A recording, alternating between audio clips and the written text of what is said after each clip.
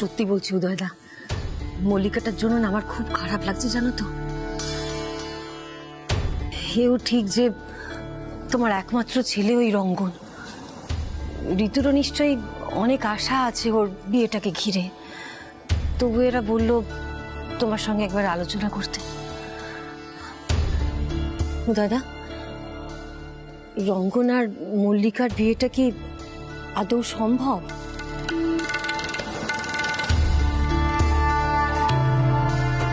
আমি তো দাদারে আগেই কইছিলাম মেয়েটার জন্য আমার কষ্ট হয়, মেয়েটার সঙ্গে ভালো হইব না।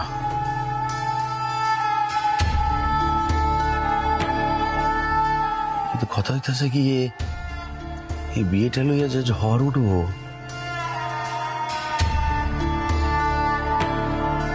সেই ঝড় কি আমরা সামলাইতে পারুম?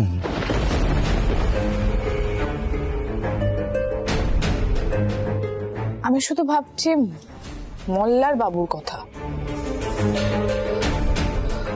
ও যখন জানতে পারবে যে ওর নাকের ডগা দিয়ে ওর বোনের বিয়ে হলো সুরমণ্ডলে, হ্যাঁ পারবে সামলাতে?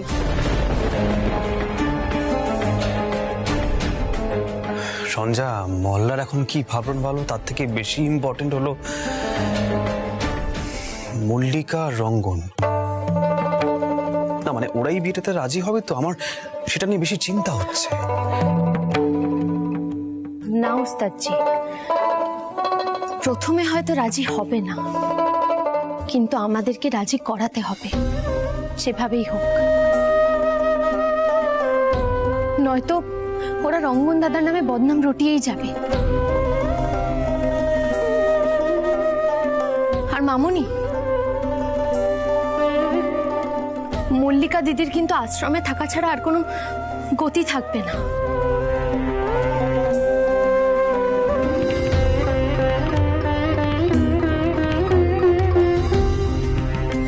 আমার আরো কি খারাপ লাগছে জানো উদয়দা, মল্লিকাকে দূরে সরিয়ে দেওয়ার মানেটা এখানে কি দাঁড়াবে বলো তো?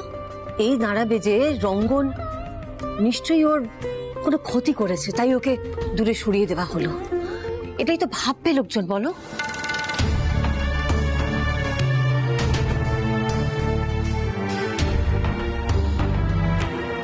দেখো ছোটকা, একটা ঝড়ঝাপটা তো আসবে, সেটা ফর শিওর। তবে পণ্ডিত বসু মূল্যকে কথাটা তুমি কিন্তু ভুলে যেও না মা। হ্যাঁ, যে ঝড়ঝাপটা আসবে সেটা আমরা সামলে নেব। রঞ্জা মণিমাকে একটু বুঝিয়ে দেবে, আর ছোটকা তুমি একটু ছোট মাকে যদি বোঝাতে পারো। কখন এসব করতে যাইও না, তুমি ঋতুরানী চেনো না? ওই বাপ রে বাপ, সজ্জা তোমাদের বাড়ি চলে যাইব, হগলে পাগল করে দিব একদম। এটা দরকার নাই। আমি কই কি, ওই বিয়া দিয়া একেবারে ওর সামনে আইনা হাজির করো, তাতে যা রাগ টাক হোক সব আমার উপর উঠাইব। মা সামলে আনিব, মা থাকবো এখানে। সৈনিক কি করছ তুই? একদম ঠিক বলেছো দাদা। তার মানে এই বিয়েতে তোমার মত আছে? আছে, কেন থাকবো না, আছে। ওই শুধু দাদারে কই দেব, দেখি দাদা কি না, দাদা রাজি হয়ে যাইব সেইটা কথা নয়। তাহলে তুই আর আমি এখন এখান থেকে যাই, ওরা কথা কই আনলো রঙ্গনার ডাকো। কাকা বাবু, আপনারা আসুন, বাকিটা আমরা সব সামনে নিচ্ছি। আর ওস্তাদজি, কাজটা কিন্তু আমাদেরকে গোপনে করতে হবে, পুরো ব্যাপারটা অতটাও সোজা হবে না। তুমি কিন্তু মারামারি করার জন্য তৈরি থেকো।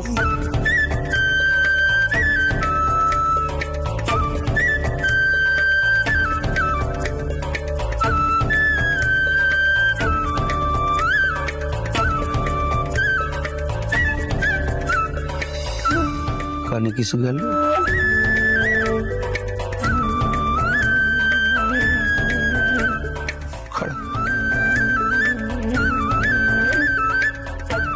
এইটা কবে হইল কখন?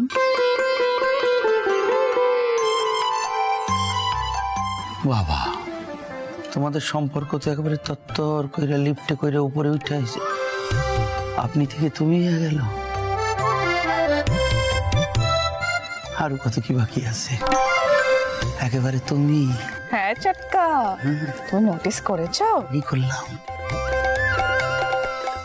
এক মিনিট দাঁড়াও। যাও। পিলু, বলছি তোমাকে এই তুমিটা নিশ্চয়ই আহির বলতে বলেছে,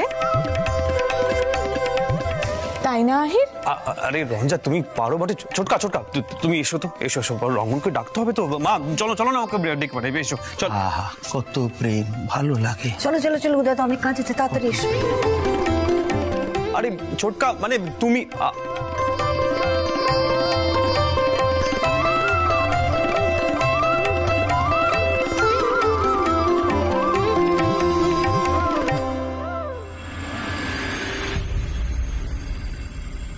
আইদা, কি হয়েছে? কোনো সমস্যা? আবার আবার ও বাড়িতে কিছু হয়েছে নাকি? না, তুই এদিকে এদিকে। কি হয়েছে বলো আমাকে। আমার কথাটা শোন। তোর সঙ্গে না আমাদের একটা জরুরি কথা আছে। রঙ্গন দাদা, এখন আমরা তোমাকে যে কথাটা বলবো তার উত্তর কিন্তু অনেক ভেবেচিন্তে দেবে, কেমন?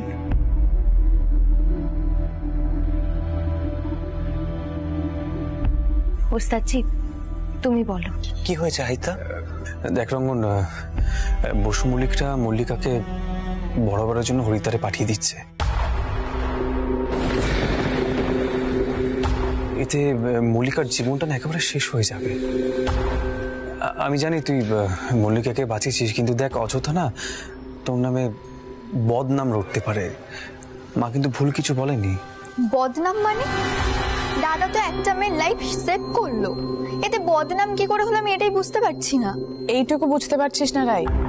মল্লিকা আশ্রমে চলে গেলে এটা রটবে যে রঙ্গন বোধহয় কোনো ক্ষতি করেছে, রঙ্গন বেকার জড়িয়ে যাবে। আর তখন আমরা হাজার চেষ্টা করলেও কারোর এই ভুল ধারণাটা পাল্টাতে পারবো না। রঙ্গন দাদা, এই বদনাম থেকে বাঁচার একটা পথ আমরা বের করেছি। মানে কিসের পথ? দেখ রঙ্গন, তুই মল্লিকাকে বিয়ে কর।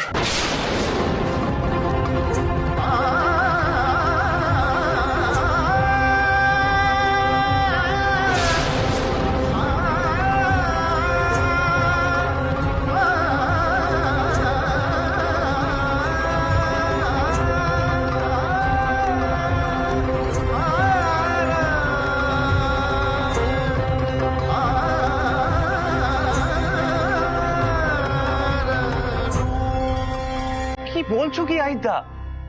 বিয়ে মানে আমি এখনো কোনো কাজ করি না। না, তুই সেসব নিয়ে একদম চিন্তা করিস না। দেখ, তুই তো প্লেব্যাক সিঙ্গার হবি বলে জেদ ধরেছিলিস, তাই আমি কারোর সঙ্গে কথা বলিনি সেভাবে। এখন তো পরিস্থিতিটা আলাদা। আমি নিশ্চয়ই কথা বলবো, তুই এসব নিয়ে ভাবিস না। তুই মল্লিকাকে বিয়ে কর রঙ্গন।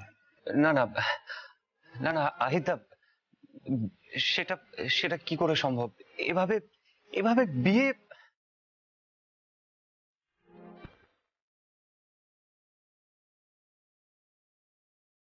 রঙ্গন দাদা, একটাবার মল্লিকা দিদির অবস্থাটা ভাবো। পিলু, পিলু, আমার ওর জন্য খুব খারাপ লাগছে, কিন্তু তাই বলে বিয়ে বিয়ে করে নেওয়া যায় না। মা আছে, বাবা আছে, জেঠুমণি, জেম্মা, তারা কি ভাববে? না না আহিতা, সে হয় না। দেখ রকম, আমরা বুঝতে পারছি তুই এই কাজটা করলে আমরা সকলেই একটা বড় ঝামেলায় পড়বো। কিন্তু কি জানিস তো,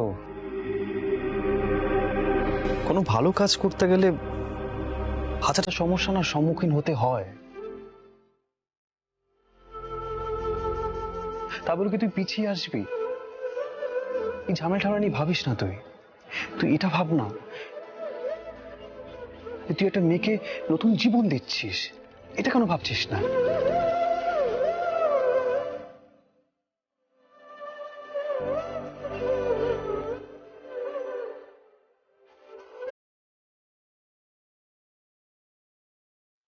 রাজি হয়ে যা না রে রঙ্গন, রাজি হয়ে যা।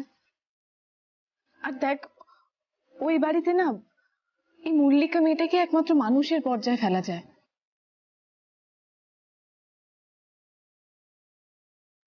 সত্যি খুব স্যাড লাইফ রে, প্লিজ রাজি হয়ে যা।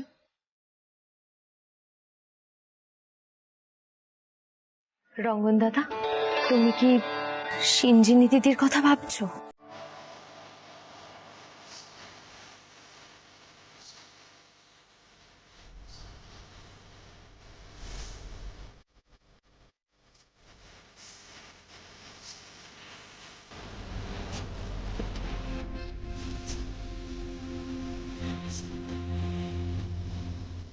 আমার বিয়ে ঠিক হয়ে গেছে। আমি বাড়িতে এখনো হ্যাঁ বা না কিছুই বলিনি। এখানে যা অবস্থা আমি বুঝতে পারছি না বাড়িতে কি উত্তর দেব। যদি এদিক থেকে কোনো সঠিক উত্তর না পাই তো। তুমি বিয়ে করে নাও সিঞ্জিনি, আমি তোমাকে আটকাবো না। আমার জন্য তুমি কতদিন অপেক্ষা করবে, তাই না? সিঞ্জিনীদির তো বিয়ে হয়ে গেছে রে রঙ্গন। তাই তো রে দাদা, আর ওটা তো তোর একতরফা ভালোবাসা ছিল। অতীতকে ফেলে সামনে এগিয়ে যেতে হয় আমাদের, তাই না? শ্রবণ, দেখ, আমরা সবসময় যেটা ভাবি জীবনে সেটা পাই না, সেভাবে জীবনটা চলে না। হতেই পারে, তাহলে কি জীবনটা থেমে থাকে বল? আমরা কি থেমে আছি? বিয়েটাতে রাজি হয়ে যায়, বিশেষ করে ভালো থাকবি, রাজি হয়ে যা রম্মা।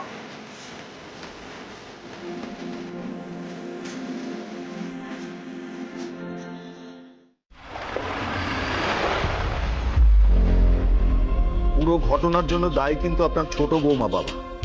কাউকে কিছু জিজ্ঞেস না করে মেয়েটাকে ছেড়ে দিল। ফিরতে রাত হবে জেনেও একটু ভাবলো না। সত্যি আমি অন্যায় করেছি বাবা, কিন্তু আমি জেনে বুঝে অন্যায় করিনি। বাড়িতে এত লোকজন ছিল, এত ব্যস্ততা ছিল, আমার ভাবনা চিন্তা করার সময় পাইনি আমি। ছোট বৌমা, যা হবার তো হয়েই গেল, কিন্তু সত্যি মল্লিকাকে আর আমি এই বাড়িতে রাখার সাহস পাচ্ছি না।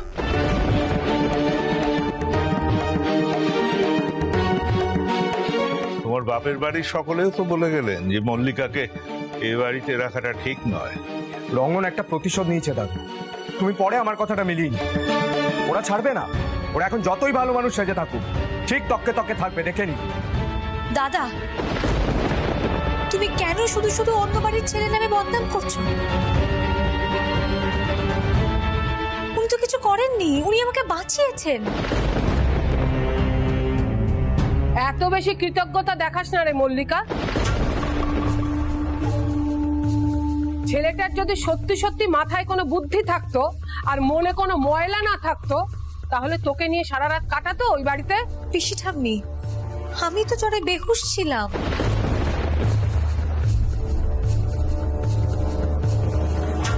ওনার কোনো দোষ নেই পিসি ঠাম্মি। আর তাছাড়া এত বদনাম করার কোনো প্রয়োজন নেই। দাদু, আমি হরিদ্বারের আশ্রমে গিয়ে ভালো থাকবো। কদিন পরে তো যেতেই হতো, আমাকে ওখানেই পাঠিয়ে দাও।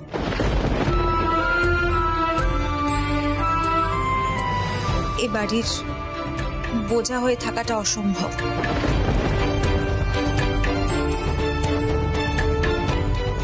তাহলে দাদা কি সিদ্ধান্ত নিলে? পদ্মা কাল সকাল সকাল গিয়ে ওদের দলকে জানাবে? ওদের বাসটা তো সন্ধেবেলা ছাড়বে, প্রথমে কলকাতা যাবে, সেখান থেকে আশ্রমে।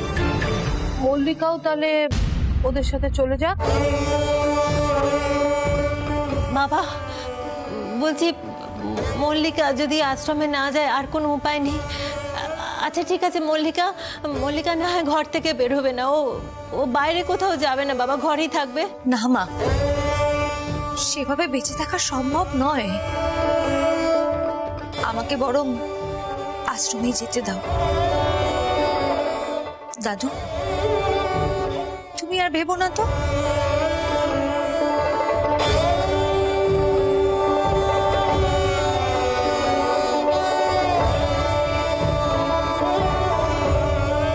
আমি পদ্মমাসি আর আশ্রমের দলবলের সঙ্গে সবাই আশ্রমে চলে যাব, বরাবরের মতো। আমি যাই, সব জিনিসপত্রগুলো গুছিয়ে নিই।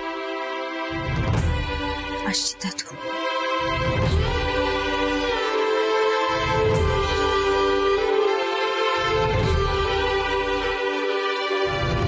এটা আবার কিরকম ব্যবহার ছোট বউ? মেয়েটা তো আগে এরকম ছিল না। আমাদের বউদের ছোঁয়া লেগেছে নাকি? সুকুমার, মেয়েটার মনে আঘাত লেগেছে। আসল ভুল তো ছোট বৌমার বিজয়ার হয়েছে। যাকে যা হবার হয়েছে, কদিন আশ্রমেই থাকুক, মাস 6 পরে না হয় দেখা যাবে। এখানে থাকলে ওর বাইরে বের হওয়াটা তো আটকানো যাবে না। আর ওই রঙ্গন নিশ্চয়ই ওকে ছেড়ে দেবে না। ওই ছেলেকে আমি মেরেই ফেলবো দাদু। আরে এতবার করে মেগাফোনে অ্যানাউন্স করানো হলো, ওরা শুনতেই পেল না। না না দাদু, এখন যে যাই বলুন, এই সবটাই ইচ্ছে করে করা। দাঁড়াও দাঁড়াও, দুম করে কিছু করতে যেও না, সময়টা ভালো যাচ্ছে না।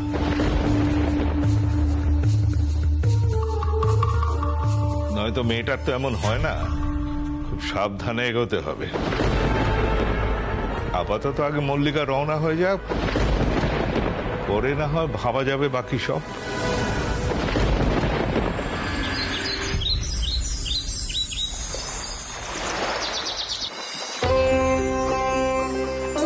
মল্লিকা দিদি, উমা, তোমরা তোমরা এসেছো আমার সঙ্গে দেখা করতে?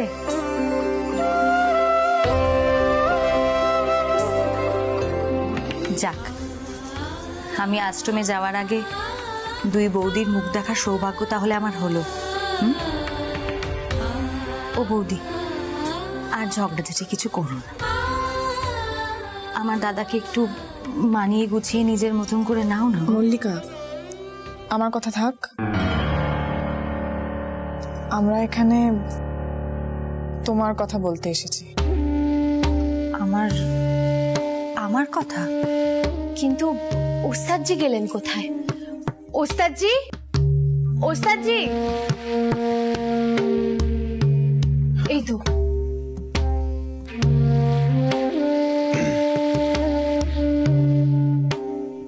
দাদা ভাই, তুমিও এসেছো আমার সঙ্গে দেখা করতে? আমি তো যেতামই তোমাদের কাছে প্রণাম করতে। মল্লিকা দিদি, দাঁড়াও।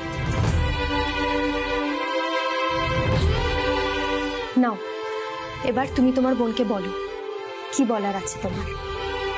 ইলু, কি হয়েছে? কি বলবে?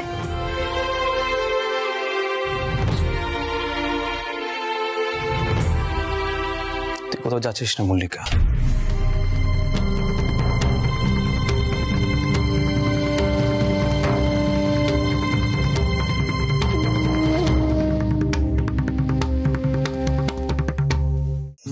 এই বিষয়ে তোর সঙ্গে আমার আগে কথা বলা উচিত ছিল, কিন্তু বলে উঠতে পারিনি।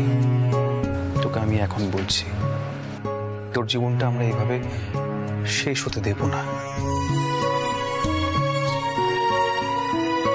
কিন্তু দাদা ভাই, আমি যদি এই বাড়িতে থাকি তাহলে আমাকে আরো অনেক বেশি সমস্যায় পড়তে হবে। আমি যদি এখানে থাকি তাহলে মা আমাকে ঘর থেকে বেরোতে দেবে না। সেইভাবে কি থাকা যায়? কে বললো তুমি এই বাড়িতে থাকবে? তুমি তো গুরুজির কাছে থাকবে। ঠিক, রঙ্গনের বউ হয়ে।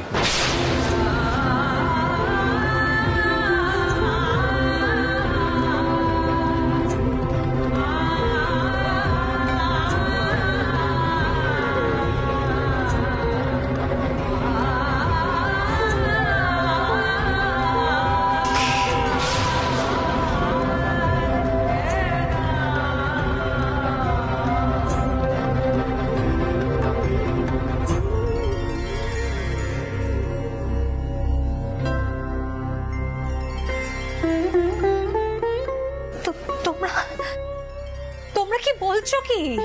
তোমরা জানো না আমি বিধবা? এদিকে এসো।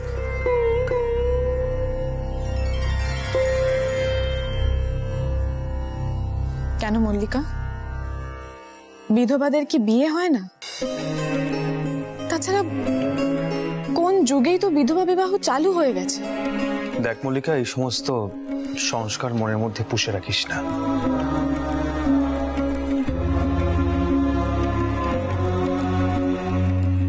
আমি রঙ্গনের সাথে কথা বলে নিয়েছি, রঙ্গনের কোনো আপত্তি নেই। হ্যাঁ, এখানে আরো কারো কারো আপত্তি থাকতে পারে, তবে সেটা নিয়ে তুই একদম চিন্তা করিস না, ভাবিসই না। ছোটকার মত আছে, গুরুজিও মত দিয়ে দেবে। তারপর সবটা ঠিকঠাক হয়ে গেলে আমরা সকলকে সবটা জানিয়ে দেব। মল্লিকা, আমরা সবাই তোর পাশে আছি। এই বাড়িতে ওস্তাদজি সকলকে বলবেন। তুমি একদম চিন্তা করো না মল্লিকা দিদি।